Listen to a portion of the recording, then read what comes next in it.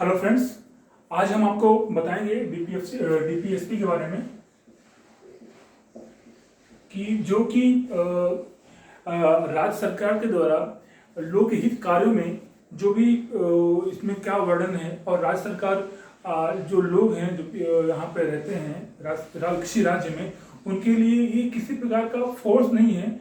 ये एक लोक कार्य है जो कि राज्य के ऊपर निर्भर है कि उसे लागू करे या ना करे। ठीक है। डीपीएसपी जो कि हम जानते हैं आर्टिकल भाग 4 में आता है और आर्टिकल 36 से 51 तक इसका वर्णन है। ठीक है। अब वही चीज आज हम जानेंगे कि कौन से आर्टिकल में क्या कहा गया है। उसकी जानने से पहले मैं आपको कुछ बताना चाहता हूँ, बहुत ध्यान समझिएगा कि मेरा पढ़ाने का तरीका अलग है। मैं बहुत ज़्यादा आपको ध्यान नहीं दूंगा। मैं ये नहीं बता दूंगा कि आपको पूरा आ गया है। जहाँ से क्वेश्चन उठते हैं और जो एग्जाम में आए हुए हैं उसको मैं आपको बताऊंगा। ठीक है, ताकि आपके एग्जाम निकल सके। नॉलेज भले ना हो, वो उतना नहीं पता, लेकिन आपके एग्जाम निकल जाए, वो मेरा मेन मोटो है। ठीक है। देखिए, आर्टिकल 36 में ये कहा गया है, 36 में, कि स्टेट के बारे में वर्णन है। ठीक है, डिस्क्राइब किया गया स्टेट क्या होता है, 36 में है। स्टेट के बारे में कोई भी स्टेट कुछ भी हो सकता है, लोकल बॉडीज भी हो सकता है, म्यूनसिपल जो म्यूनसिपल कोऑपरेटिव होते हैं ये भी हो सकता है, कुछ भी हो सकता है, ये स्टेट हो सकता है। इस स्टेट होता क्या है इसके बारे में अगर डिस्क्रिप्शन है तो आर्टिकल 36 में है। 37 में क्या है कि कोई भी कानून, कोई भी न्यायालय इसको इन्फोर्स नहीं कर सकती है डीपीएसपी को लागू करने के लिए। राज्य फ्री है। ठीक है, राज्य फ्री है, स्टेट फ्री है उसको लागू करने के लिए अपने हिसाब से, कोई दिक्कत नहीं है। आर्टिकल 37 में 38 आर्टिकल 38 में क्या है कि सामाजिक, आर्थिक व राजनीतिक क्या मिलेगा, न्याय मिलेगा। किसी प्रकार का कोई भेदभाव नहीं होगा सामाजिक, आर्थिक और राजनीतिक में। 38 में है। 39 में क्या है, 39 में क्या है कि निःशुल्क विधिक सहायता होगी। ठीक है, समान न्याय व निःशुल्क विधिक सहायता और समान कार्य के लिए समान वेतन। किस आर्टिकल में है, 39 में। 38 में सामाजिक, आर्थिक और राजनीतिक न्याय। 39 में क्या है, विधिक सहायता, समान कार्य के लिए समान वेतन। 40 में क्या है, 40 में क्या है, 40 में है आपका ग्राम पंचायत का गठन है। 40 में ग्राम पंचायत का गठन है। आर्टिकल 40 में ग्राम पंचायत का गठन हो गया। 41 में क्या है, आर्टिकल 41 में क्या है कि कुछ जैसे काम हो गया, यानी जो हम काम करते हैं या कुछ लोकहित में, सरकार कुछ लोकहित में कुछ ऐसा काम करे या हमें काम प्रोवाइड करे। ठीक है, इस तरह की जो भी आजकल योजनाएं आ रही हैं तो वो सब 41 में है। ठीक है, ग्राम सड़क योजना, पीएम ये योजना, वो बहुत सारी योजनाएं आ रही हैं तो वो सब 41 के तहत जो हमें सुविधाएं मिलती हैं ये। ठीक है, काम भी हमें जो मिलते हैं वो भी हैं। 42 में क्या है, प्रसूति सहायता है। प्रसूति सहायता 42 में है। 3 में क्या है, कुटीर उद्योग है। 43 में क्या है, 43 यानी 43 में आर्टिकल 43 में कुटीर उद्योग के बारे में वो डिस्क्रिप्शन है।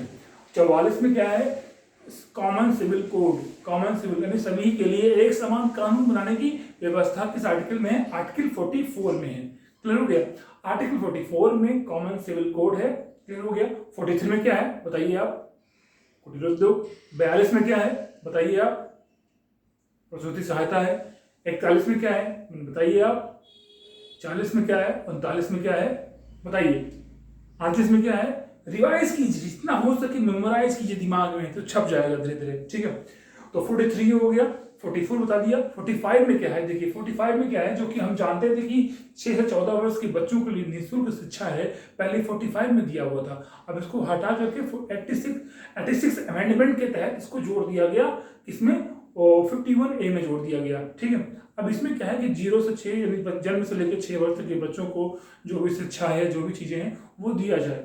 इसमें आर्टिकल 45 में है। 46 में क्या है, SC ST के लिए फ्री एजुकेशन, यानी जो भी उनके एजुकेशन या जो भी एक तरीके से उनको आगे बढ़ाने के लिए जो भी सुविधाएं हों वो सरकार उनको प्रोवाइड करेगी। किसमें, आर्टिकल 46 में। 48 में क्या है, 48 में दो है, 48 और 48A। 48 में क्या है, कृषि और पशुपालन है। 48A में क्या है, एनवायरमेंट का संरक्षण यानी उनका सुरक्षा करना, एनवायरमेंट के बारे में 48A में। 48 में क्या है, कृषि और पशुपालन के बारे में डिस्क्रिप्शन है। 49 में क्या है, आर्टिकल 49 में मॉन्यूमेंट्स के बारे में सरकारी जो स्मारक हैं उसका हमें ध्यान रखना है, वो हमारा अधिकार है कि भाई उसकी सुरक्षा की जाए।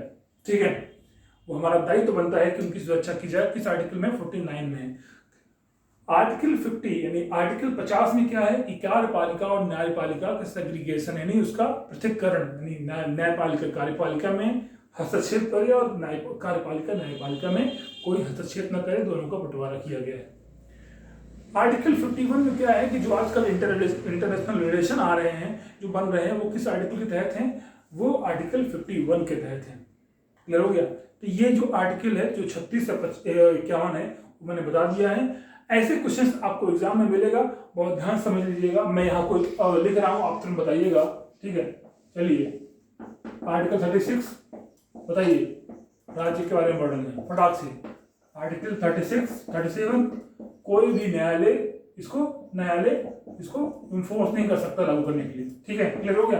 आर्टिकल 37 सामाजिक, आर्थिक व राजनीतिक क्या मिलेगा, न्याय मिलेगा।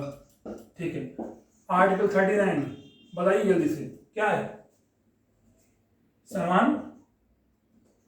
समान न्याय व विधिक सहायता। ठीक है,